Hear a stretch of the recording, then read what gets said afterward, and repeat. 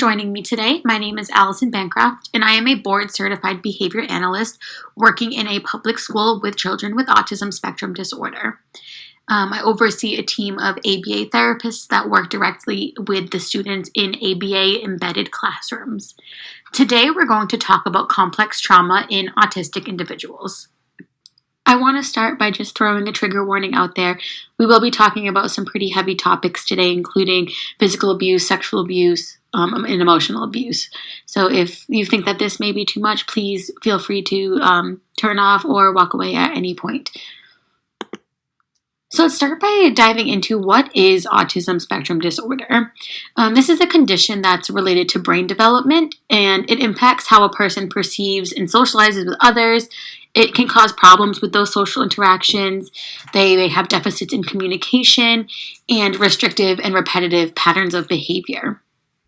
1 in 36 children in the United States are diagnosed with autism, and autistic children are more likely to experience physical abuse, physical restraint, seclusion, sexual abuse, and emotional neglect than their neurotypical peers.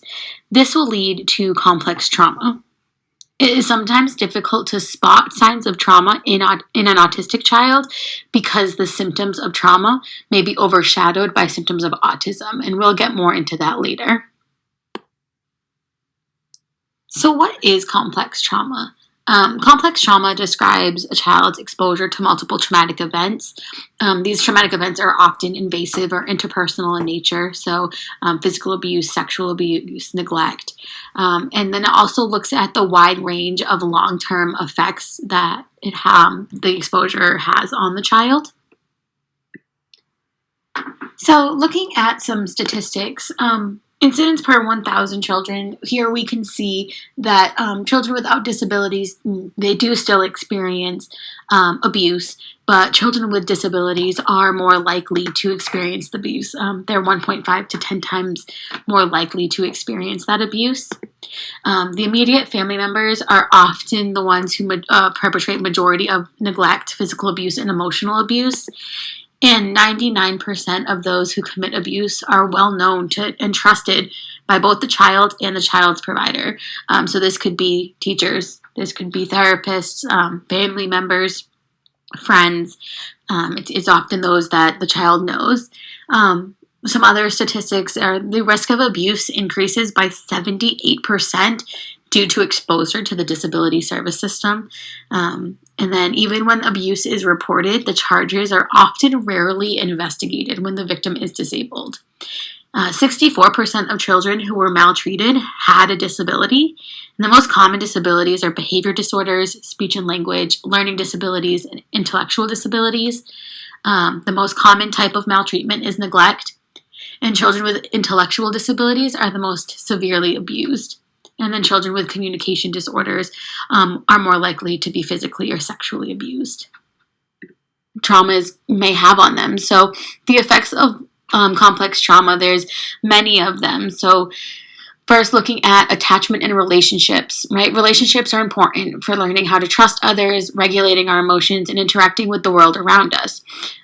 Children, they're able to develop a sense of safety when they're with a trusted adult. But when that primary caregiver exploits, abuses, or neglects the child then has difficulty developing healthy relationships. And this can result in difficulty regulating emotions, reacting violently or inappropriately, and having difficulty building those relationships later in life. There's also effects on their physical health, on their body and their brain.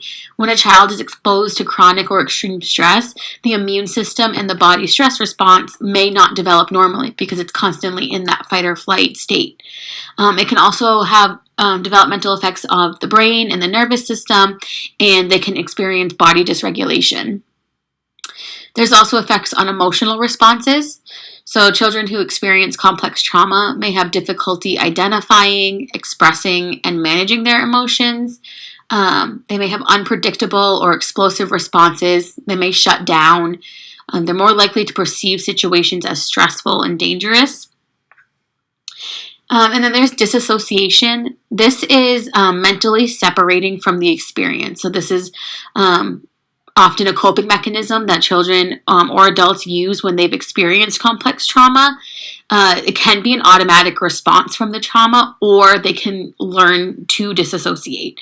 And this can adversely affect their learning, their classroom behavior, and their social interactions.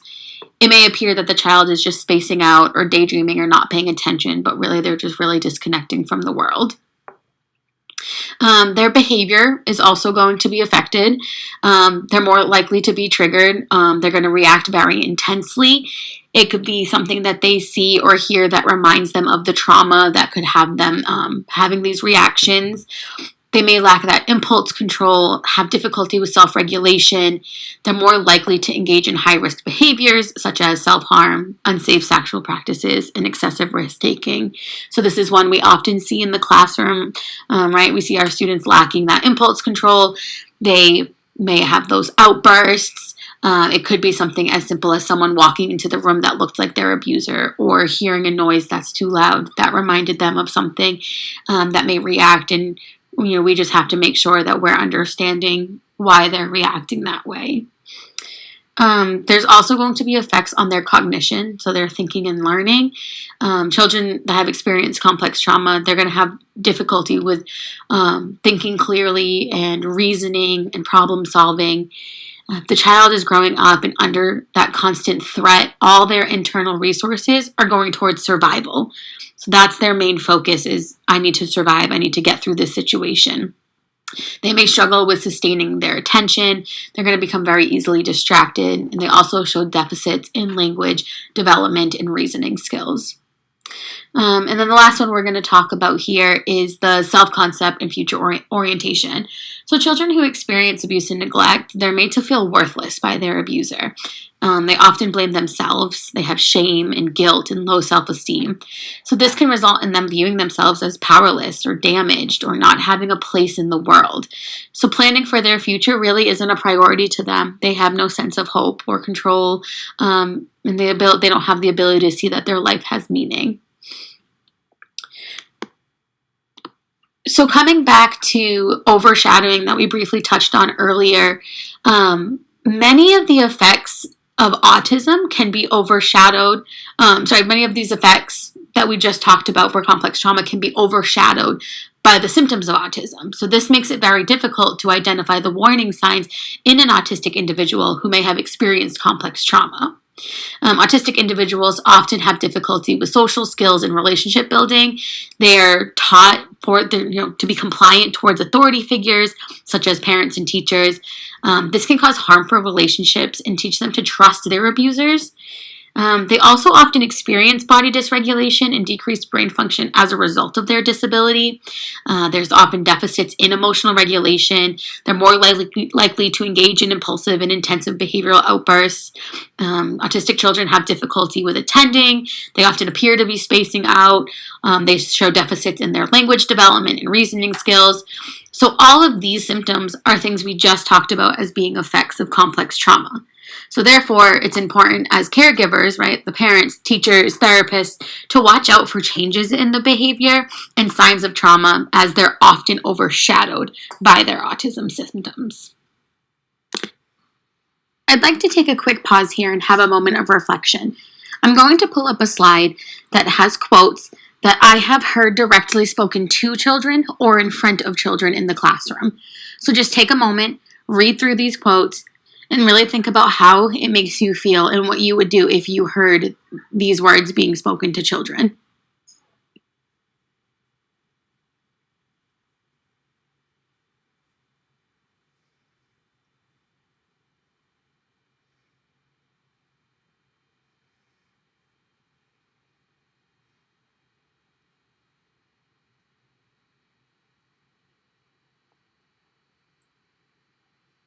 So as you can see, these are things that were said directly to or in front of children. So what can we do? How can we be better in the classroom? The change starts with you, the teacher, the therapist, the paraprofessional. We want to be the ones having and using preventative measures, ensuring that we are having compassion and care and empathy. We're watching out for warning signs. We don't always know what's going on in a child's home, so we want to make sure that school is a place for hope. We don't want to be the ones causing more trauma to our students. So we can start by looking at assent. So in 2022, the Behavior Analysis Certification Board revised their ethics code to include assent. So this is what we go off of in the ABA world as ABA therapists, BCBAs, RBTs. So this is important for us. It defines assent as vocal or non-vocal verbal behavior that can be taken to indicate willingness to participate in behavioral services by individuals who cannot provide informed consent. This may be because of their age or their intellectual impairments. So utilizing assent can help limit physical and emotional abuse by restricting the use of physical prompting or restraint. We're not forcing compliance and neglecting the child's protests or needs. So next I'm going to show a quick video demonstrating what not to do when trying to get a child to complete a task. And unfortunately, I have seen this happen far too often in the classroom. So let's take a look.